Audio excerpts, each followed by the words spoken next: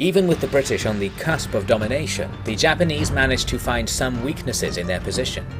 Charles Alcock would perhaps have been captured or killed when his conscripted army was overwhelmed, if it was not for his old mentor Dorian arriving into the midst of battle with a fresh army. At sea, the long-idle British fleet came out to relieve the coast from Japanese bombardments, and in fact lost nearly half their number in a worryingly balanced engagement. Now though, where the Japanese had numbers, the British had ingenuity. To prove that the war was as good as over, John Alcock put the newest machinations of battle into the field. Dearest son, it was a delight to hear from you. It is with a feeling of great relief that I receive your engagement in family business. A great man must have his means. I happen to be in possession of something rather neatly packaged that may suit one of your outlook well. The Hook Tea Corporation in Kyushu. I was made majority shareholder, and I would be happy to gift you the stake. I know you don't always approve of opiates, but tea must be mild enough for you. The exports to Britain are on hold, as it stands, as I heard they were being seized by jealous port authorities. But once the fog of war clears and all is put to rights, it will be a firmly profitable enterprise. If you take to learning the ropes of a corporation as you have done a marching army, I think I will be able to retire sooner than expected. That aside, I must say I'm not sure what you meant about the certain visitor. Do you imply your wife has someone she wants me to meet? I am not surprised that she would know useful individuals, but what nature of the arrangement demands secrecy? Secrecy for secrecy's sake is just a blight on my schedule book. Whoever this man is, tell him to make an appointment with me, and I will be happy to hear his propositions, if he turns out to be of standing worthy of posturing anonymously like this.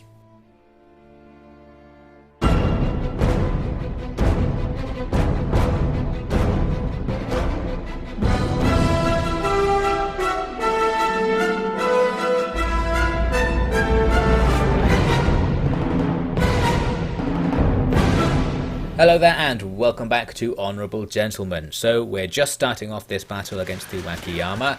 The enemy began the fight with a cavalry attack that was relatively pointless. Their melee cav were defeated by our melee cav and close range fire, and then their bow cav can just be cut down by our line infantry in the normal fashion.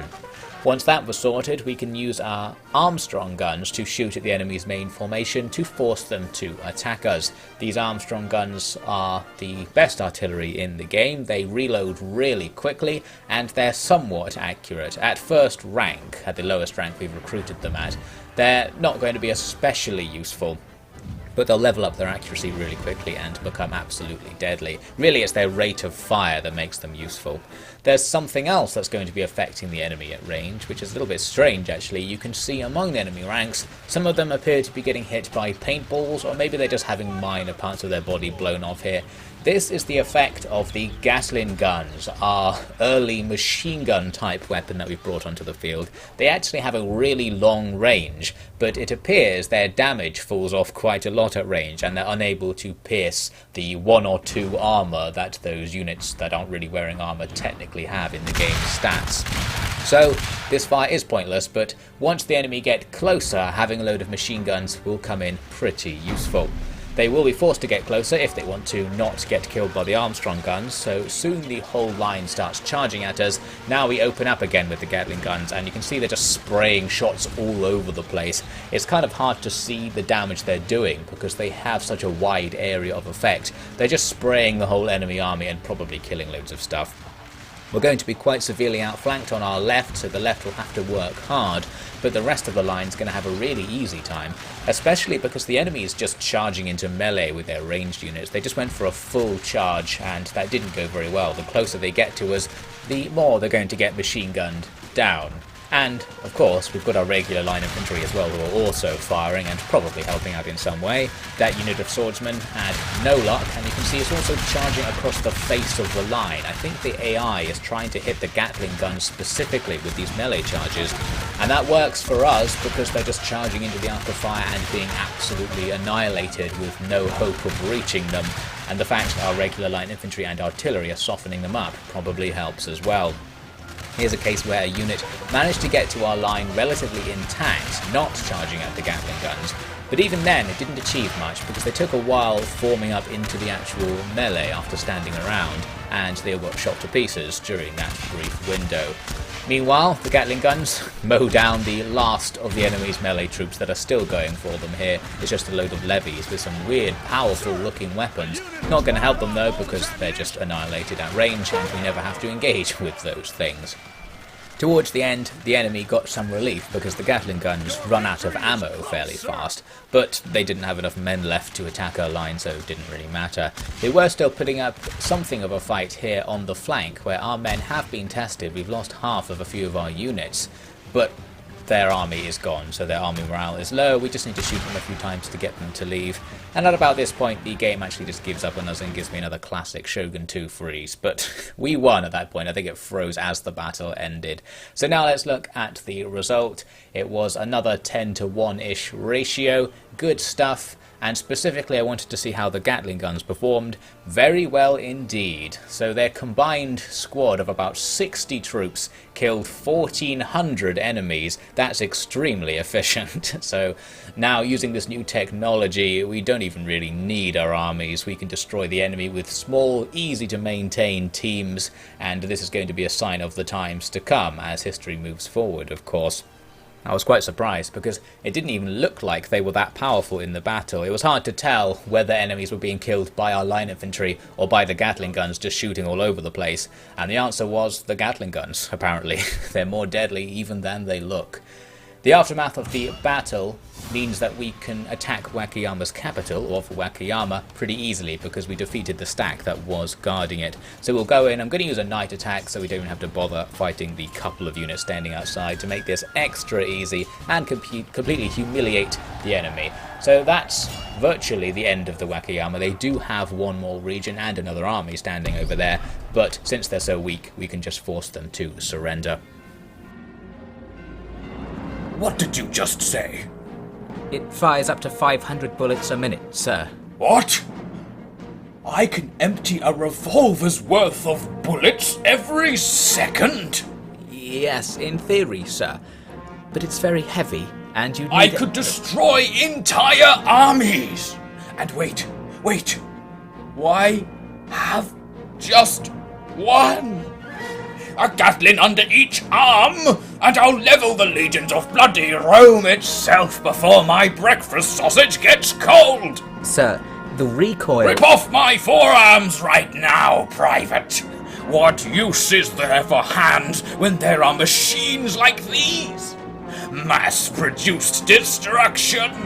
Rip off my forearms! Sir, I can't do it! Get the two-man saw! Sir, please reconsider! I want Gatling arms! Major, put me down! Not even Daddy will be able to stop me then!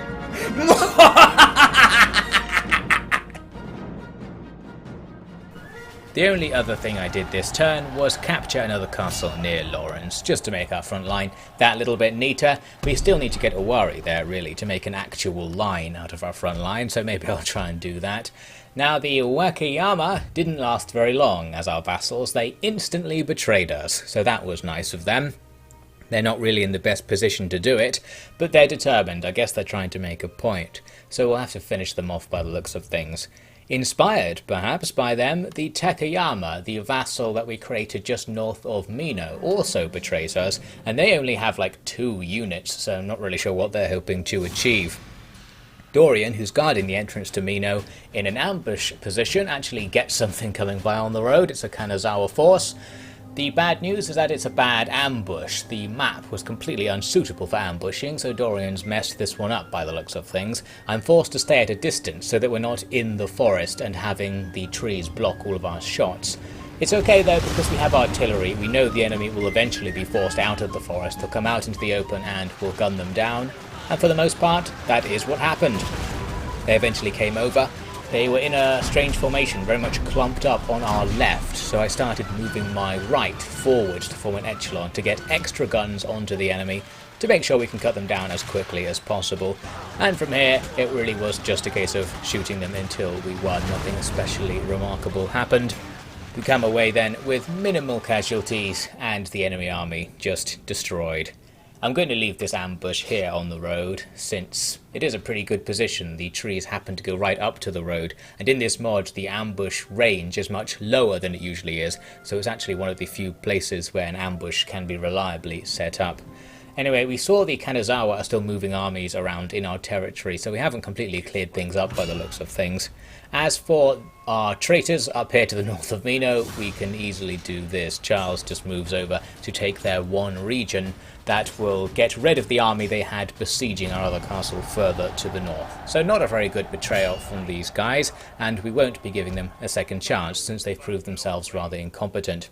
You might have been wondering why there are no battles going on up at Etchu, my third defensive position, and the answer is because I've just been navally bombarding all of the armies that walk past, and the AI's never managed to get a full stack together that it's been satisfied with to attack. It always waits for reinforcements after I damage them, and by the time they arrive, the first army's been destroyed, and the cycle continues.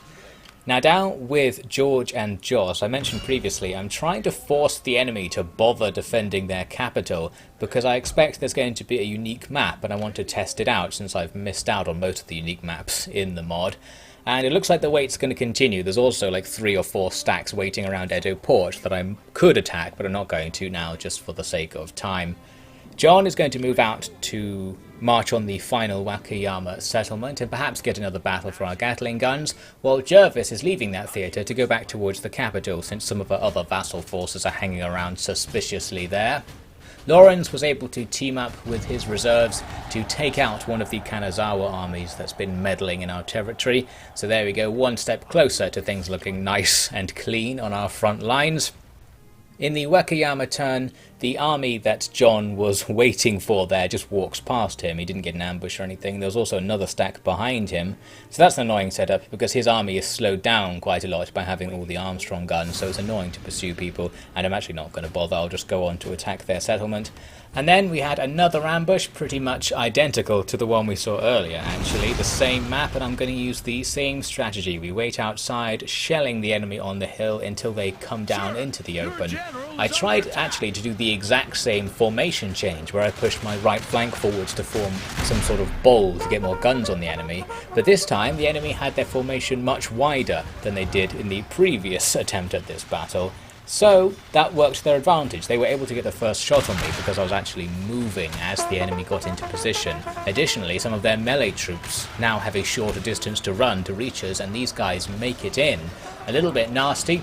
We will be able to counterattack using our dragoons though. They can ride in behind and provide some fire support. I also tried making a colonial lancer attack on the enemy's infantry, but they had lots of spearmen, so we end up giving up on that and just running them off to the edge of the map. The rest of the fight will go okay though. It's going to be a straight gunfight where we have the advantage, and we'll just have to wait for things to clear up after that messy start. I write with haste, for perhaps you have left Hong Kong already. I've enclosed the maps that indicate the position of the most important military garrisons and commanders. You'll note that General Alcock is rather isolated, strangely so.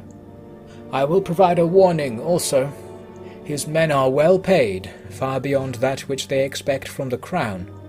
He has armed himself with the latest weapons from the United States, and he has even been using the experimental weapon that I mentioned previously. Speaking with his son, I have concluded that the family and their allies are fully aware of your impending arrival. There is reason to believe there is some arrangement being made with parties unknown in response to the threat of facing your justice. What this is I cannot fathom, but there are rumors of mysterious men, to quote one of my sources, at large in the Imperial Japanese court. European, they say, and rarely seen for long. This is no doubt of little worry to you. but I felt obligated to mention it. Expect surprises. That's another Kanazawa army destroyed, and as it happens they've now run out of armies to send at us, so things are going to be a bit more peaceful. Far away near Edo Port, the Odawara decide to attack Joss. The wrong move. They've got the advantage on the balance bar, and they've even got lots of armoured troops who, in theory, maybe at long range, could take being shot. But obviously it's not going to be enough. However, there was an interesting aspect to this battle. As things started, I had Joss's army set up on a slight hill to try and get a couple of lines of fire, but a Matsudaira army reinforcing the enemy appeared right on our flank and even a bit behind us. So at the start I had to readjust my formation and try to have at least half of my force facing in this direction so that we don't get outflanked.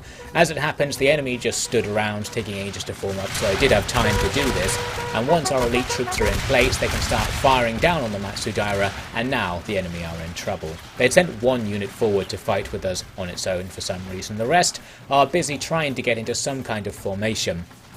As the battle went on, it became clear that they're actually forming up to wait for the Odawara to come and attack at the same time. However, the odd unit in front of their formation had been pushed forward by the Red Line of Death, so that's the only reason we're engaging them right now, and the units we do engage just get destroyed instantly. Also, we can try using the naval artillery. Because they're up against the line, that roughly halves the amount of places they can run away to.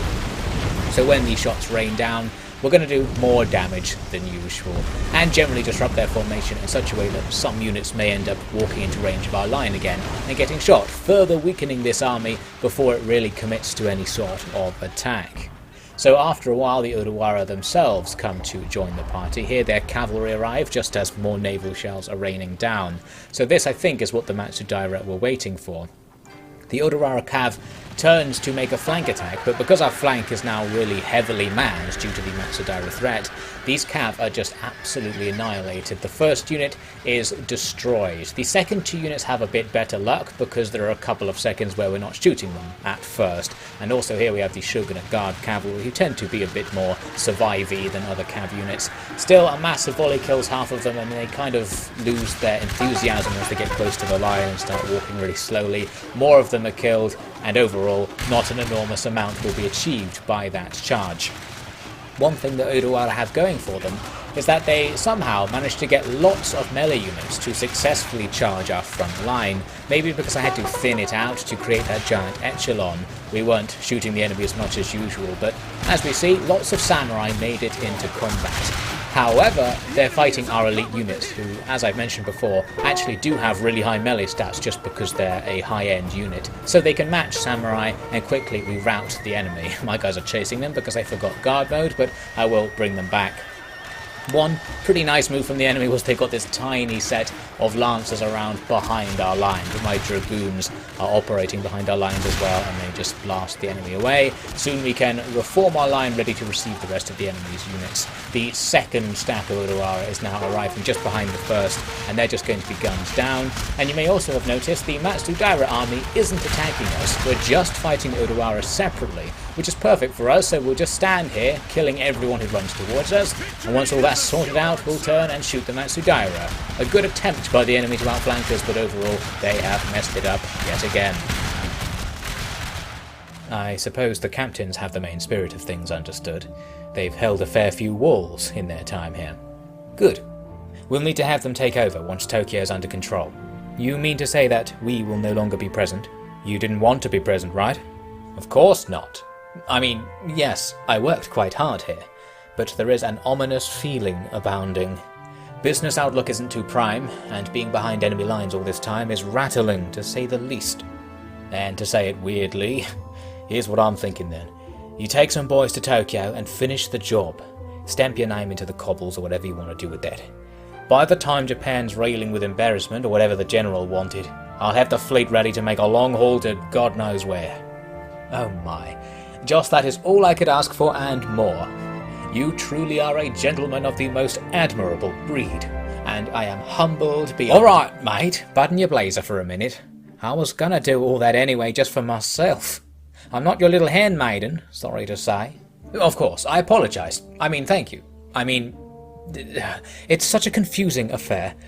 I was so eager to make a name for myself and the family here, but the longer I stayed, the more it seemed that no name was worth it. Just out of your depth. Get a decent moustache and 20 years on your face, and you'll be sipping sake or whatever with the best of them next time some poor Pacific peasants get dragged into the cat fighting. That is great consolation. What do they sip down in Australia? Amber. Amber? You ain't gonna fit in one bit, mate. But it's a free ticket, so can't sniff at that. Wouldn't want to sniff in one of your steam tubs, anyway. Sound? Better go get Tokyo sorted then, eh? And come back alive, if you can. The enemy's last-ditch attempt to push us out of the Edo region has failed completely. Their armies were wiped out in that battle. Then the Kawano clan, our vassal, betrayed us just like the Wakayama did. But long story short, I had a stack next to their only region, so we just took it, and that was the end of them. Nothing really came of it. Made our frontline border look a bit nicer as well. Now I'm going into a battle with George and a small army against the Nagaoka, who had a stack blocking our way towards Tokyo. My earlier claims that I was waiting to have a special battle at Tokyo have been rendered null and void, because it turns out there is no special map or anything, so we might as well just go over and finish this campaign. First we'll fight this army though, because it is in the way. This will be their last chance to stop us, and they've got some things on their side. They've got numerical advantage, and they've got a forested hill, ideal terrain. One thing we can do to slightly negate that advantage is rain artillery onto the hill. We don't have regular artillery, but our naval shells will force the enemy to run about, revealing the position of all of their units. Plus, they can't run quite so quickly in the forest, so the shells are more likely to hit them even if they know that they're dropping. Our men are trying to shoot at units that are suddenly revealed by the enemy running about, but we're not going to be doing very much damage. For example, here my King's Own 2 units of them are blasting away at a single unit of conscripts, but we're barely doing any damage, and that's just because trees have a much bigger hitbox than you would think based on their appearance. They provide, I don't know, perhaps 90% cover from ranged attacks just as a game mechanic. So we didn't really achieve anything shooting at the enemy, and soon things escalated and we essentially had a line battle where the enemy were on top of a hill with forest cover and we just weren't doing anything to them. They were also having their own shots blocked by the trees, of course, but being in the trees makes it a bit easier to get the shots out, and they were inflicting a decent amount of damage. More naval fire goes in to punish them for standing around and hill camping, and that's going to be pretty effective.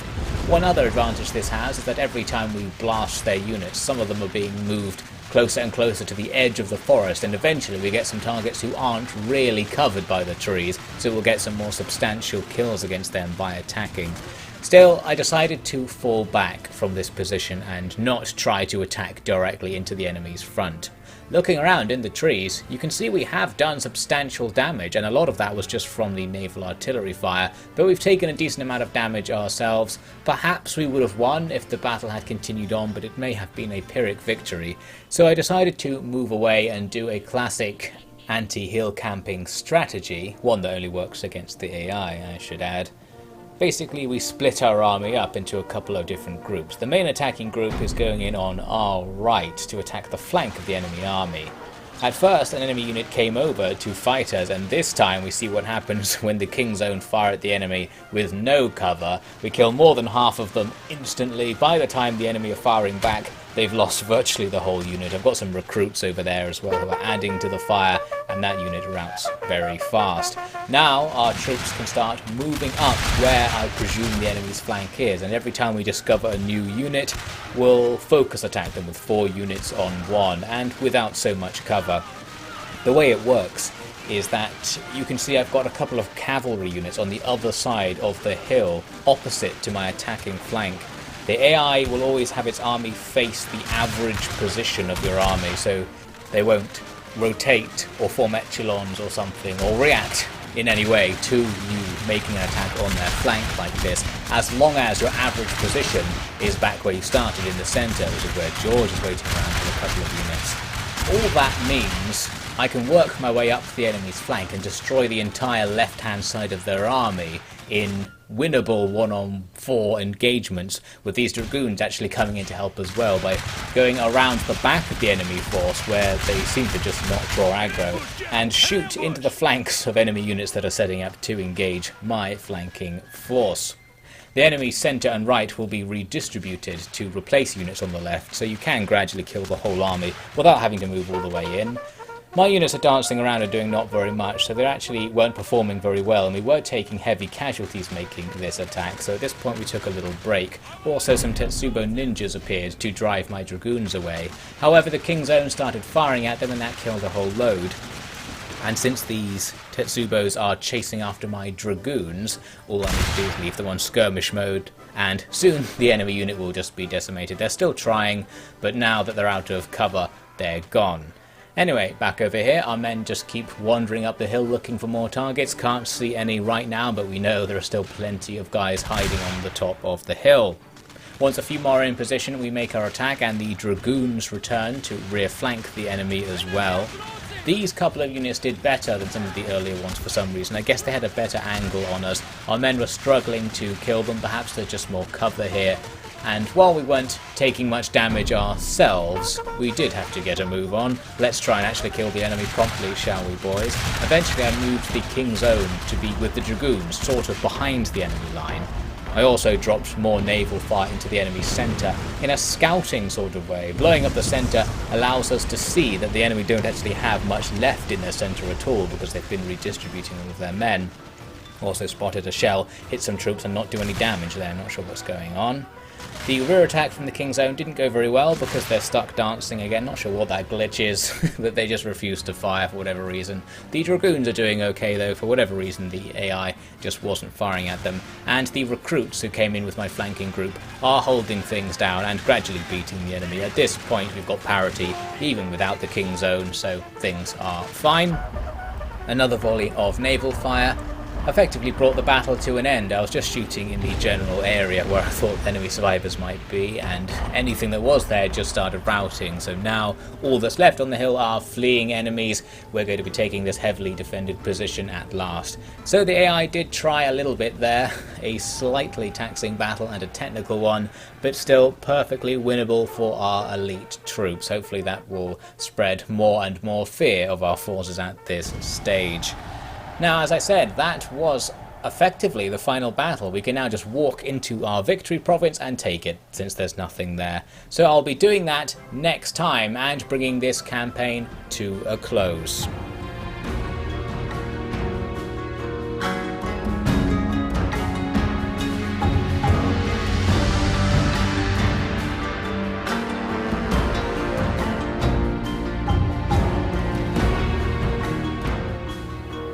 That is it for this episode. Thank you for watching. Special thanks to the OfficiallyDevin patrons, and I hope you'll join me next time for the final episode of Honourable Gentlemen.